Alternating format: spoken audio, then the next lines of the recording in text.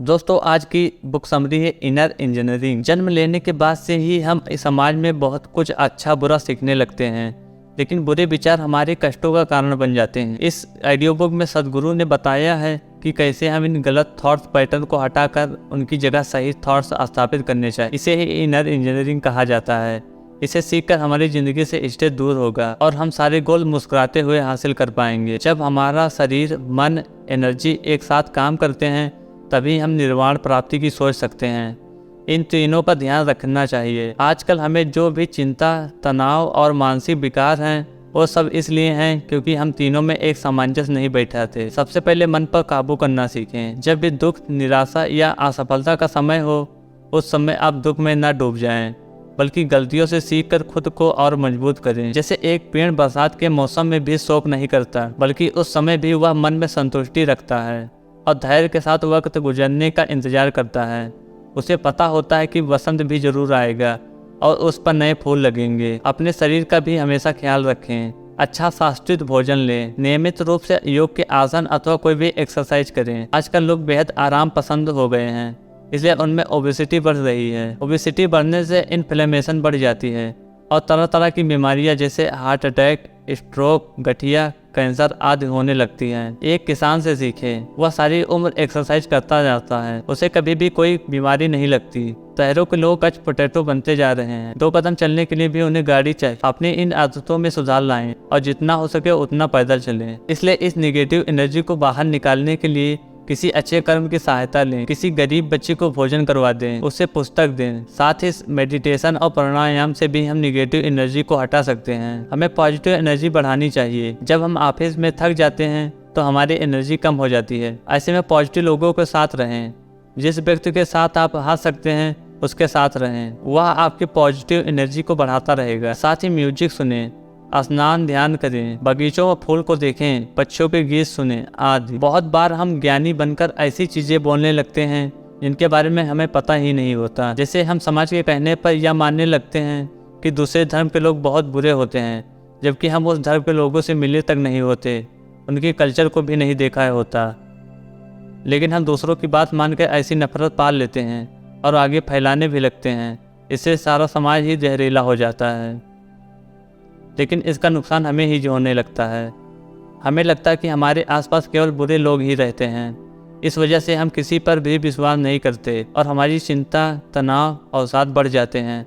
इससे हम बीमार भी पड़ जाते हैं। इसलिए कभी सुनी सुनाई बात पर विश्वास न करें, बल्कि चीज़ों को खुद देखें, जांचें, परखें। आजकल के दौर में पेड मीडिया भी लोगों को ब्रेन वॉश करने का काम करता है। जो पार्टी मीडिया को पैसे देकर या दूसरे तरीकों से कंट्रोल करती है। मीडिया उसी के गुणगान गाने लगता है और विपक्ष को बुरा बताने लगता है। इससे बहुत से अनपढ़ लोगों का ब्रेन वॉश हो जाता है और ये मीडिया के इशारों पर नाचने लगते हैं, लेकिन इसमें जरा भी समझदारी नहीं है। ऐसे ही किसी पर लगाए गए झूठे आरोप पर आंख बंद करके यकीन न करें, बल्कि मामले की पूरी तफसील करके कोई निर्णय लेना चाहिए। हम मनुष्यों को सेल्फ अवेयरनेस नहीं होती, अर्थात यह पता ही नहीं होता कि कौन से विचार हमारे अपने और कौन से ऑटोमेटिक हैं। जैसे अगर आप किसी ट्रिप पर दोस्तों के साथ न जाएं तो आप दुखी हो जाते हैं, लेकिन क्या सच में यह दुख का कारण होना चाहिए? लेकिन आपने बचपन से ही लोगों को यही करते देखा होगा। अगर उनकी मनचाही चीज़ न मिले तो दुखी हो जाते हैं। ऐसे ही आपका थॉट्स पैटर्न बन जाता है। परंतु सेल्फ अवेयरनेस लाई जाए तो आप देखेंगे कि ट्रिप पर न जाना कोई दुख का कारण नहीं है। आपके जीवन में अनगिनत अच्छी चीज़ें होने लगती। आप कभी भी कोई चीज़ कर सकते हो जिससे आपको खुशी मिले। सेल्फ अवेयरनेस लाने के लिए आपको साधना करनी चाहिए, जिसे ध्यान या मेडिटेशन भी कहा जाता है। हर दिन मेडिटेशन करने से आपके दिमाग में फालतू के विचार आना ही बंद हो जाएंगे। फिर जो विचार रहेंगे उन्हें आप साफ साफ देख पाएंगे कि वे सच में रियल हैं या ऑटोमेटिक। ऐसा करने से आपको बहुत सी चीज़ों के कारण न दुख होगा न गुस्सा आएगा, बल्कि आपके अंदर शांति स्थापित हो जाएगी। अभी हम बात बात पर दूसरों पर गुस्सा करने लगते हैं। जब सेल्फ अवेयरनेस आती है तो हमें पता चलता है कि गुस्सा होने का कारण नहीं है। इसलिए मेडिटेशन कीजिए और सेल्फ अवेयर हो जाइए।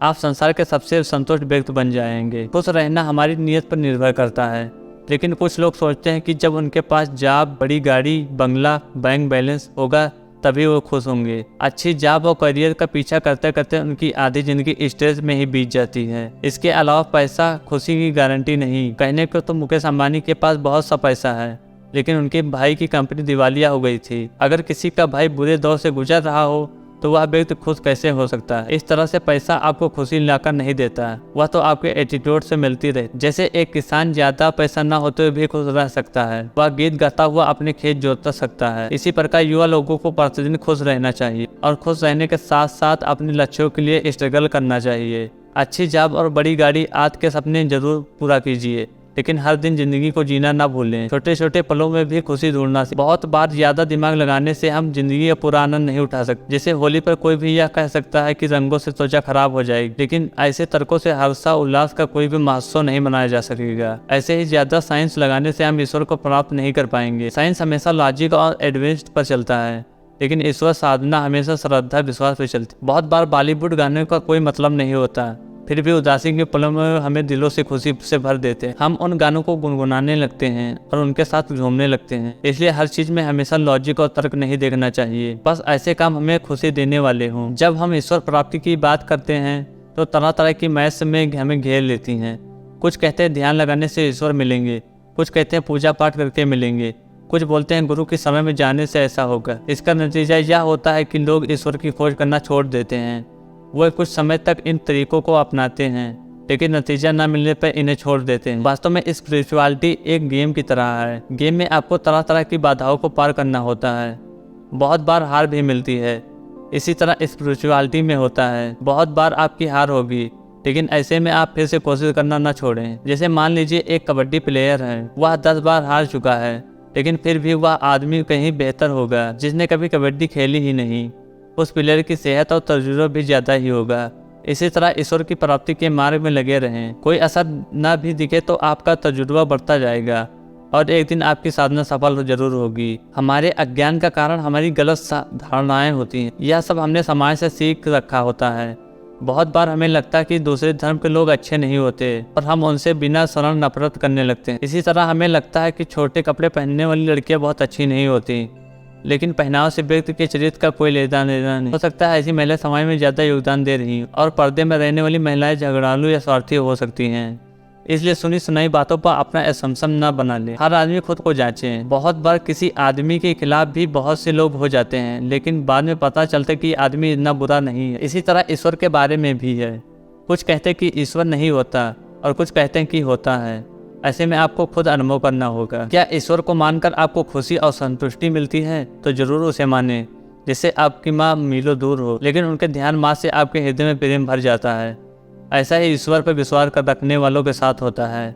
इससे उन्हें स्ट्रेस या तनाव आज भी नहीं होते। कई बार बहुत से लोग सोचते हैं कि वे सही हैं और उनके विचार सबसे अच्छे हैं, लेकिन ऐसा नहीं है। मनुष्य अपने परिवेश के हिसाब से चीज़ों को समझता है। जैसे कोई अस्तित्व है तो उसे समझना चाहिए उसकी ईश्वर के पास विचारधारा सही है, बल्कि यह देखना चाहिए कि नास्तिक क्या कहना चाह रहा है। उसके पर्सपेक्टिव को भी समझना चाहिए। बहुत ज़्यादा अस्तित्व लोग धर्म के नाम पर भी दंगे रहे, जबकि बहुत से नास्तिक लोग चैरिटी करते हैं।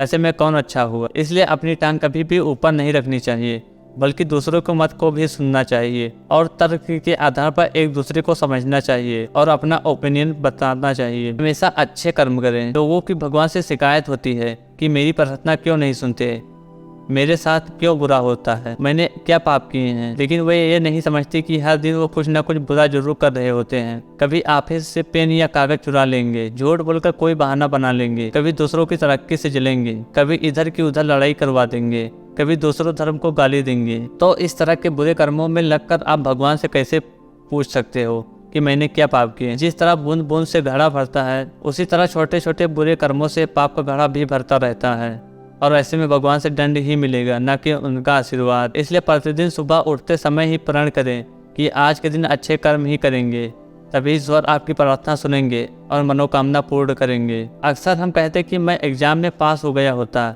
लेकिन या मैं भी उसकी तरह कंपनी शुरू करता, लेकिन ही आपके आगे बढ़ने के रास्ते का सबसे बड़ा रोड़ा है। इसके बदले आप कर्म करने की आदत डालें। जितना भी आपसे होता है उतना करते जाएं।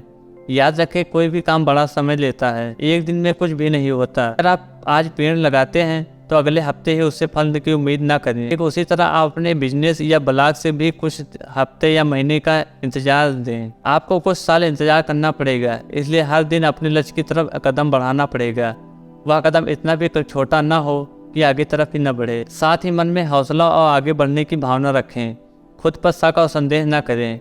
इस एटीट्यूड से जीवन के किसी भी लक्ष्य को प्राप्त किया जा सकता है। दोस्तों, ये थी इनर इंजीनियरिंग बुक की समरी। यह समरी आपको पसंद आई होगी। अगर यह समरी पसंद है तो वीडियो को लाइक एंड चैनल को सब्सक्राइब जरूर कीजिएगा। फिर मिलते हैं, तब तक के लिए जय हिंद।